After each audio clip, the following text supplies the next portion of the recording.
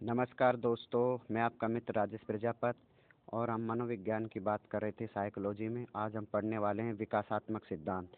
विकासात्मक सिद्धांत के अंतर्गत कौन कौन से सिद्धांत आते हैं? तो एक आता है मनोविश्लेषणात्मक सिद्धांत, एक आता है दोस्तों फ्रायड का मनोलैंगिक विकास सिद्धांत, एक आता है एरिक्सन का मनोसामाजिक सिद्धांत विकास सिद्धांत, और एक आता है यूरी ब्राउन फेन ब्रेनर का सामाजिक सांवेगिक विकास का स्थिति परक सिद्धांत।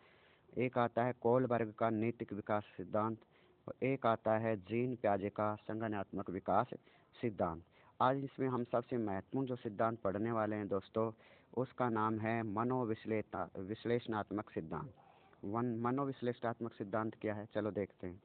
इसके पहले तो प्रवर्तक की बात आती है, सीधे पूछा जाता है कि मनोविश्लेषणात्मक सिद्धांत के प्रेरणा कौन है, तो प्रवर्तक कौन है? तो वो है सिगमंड फ्रायड। कौन है? Sigmund Freud. सिगमंड फ्रायड ने सर्वप्रथम मन की 3 दशाओं को दर्शाया कि 3 दशाएं होती, एक तो चेतन मन, अर्धचेतन मन, अचेतन मन, अर्धचेतन मन। अब मान देखते हैं हम चेतन मन क्या होता है। चेतना का संबंध वर्तमान से है। ये भाग तात्कालिक ज्ञान से संबंध रखता है। तात्कालिक ज्ञान से संबंध कौन संबंध रखता है? तो चेतन मन। ये संपूर्ण भाग का 1/10 भाग होता है। कितना होता है? संपूर्ण भाग का 1/10 भाग होता है। अब बात करते हैं अचेतन मन की दोस्तों। अचेतन मन क्या होता है, चलो इसमें देखते हैं हम अचेतन मन में। फ्रायड ने इसे मन का सबसे बड़ा भाग माना। मन का सबसे बड़ा भाग कौन सा है? अचेतन मन। इसमें व्यक्ति की दमित इच्छाएं रहती है। आपसे पूछ लिया जाए कि दमित इच्छा किस में रहती है, तो अचेतन मन में। और इस संपूर्ण भाग का 9/10 भाग होता है। कितना होता है? संपूर्ण भाग का 9/10 भाग। अर्धचेतन मन की बात करें तो इसमें क्या होता है? जीव का लड़खड़ाना, जाना, परिचित नामों को भूल जाना होता है अर्धचेतन मन में। और व्यक्तित्व संरचना की दृष्टि से फ्रायड ने 3 परिस्थितियों को महत्व दिया है। अब कौन कौन सी 3 परिस्थितियाँ वो देखते हैं।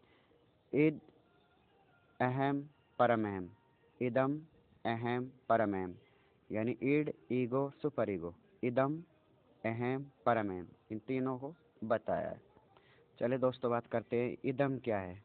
इसमें दमित इच्छाओं की जननी कहते हैं। इदम को दमित इच्छाओं की जननी कहते हैं।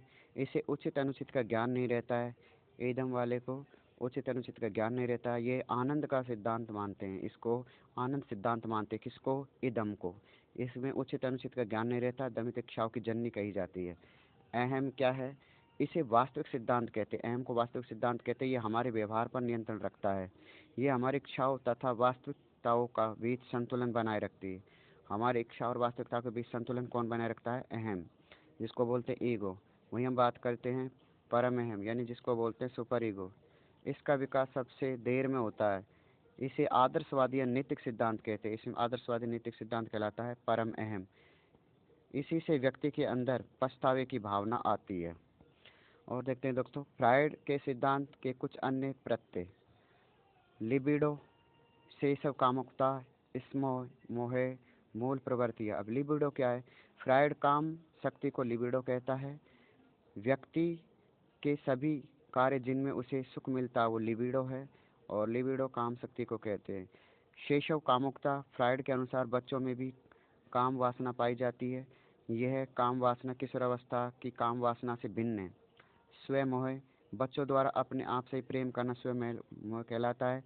और इसे एक महत्वपूर्ण बात है कि इसे हम कहते क्या है, ये पेपर में पूछा भी गया है कि ये नारिसिज्म किसको कहते हैं? स्वयं मोह को कहते हैं, जिसमें बच्चा अपने खुद से आपसे प्रेम करने लगता है। ये शब्द पूछा गया था।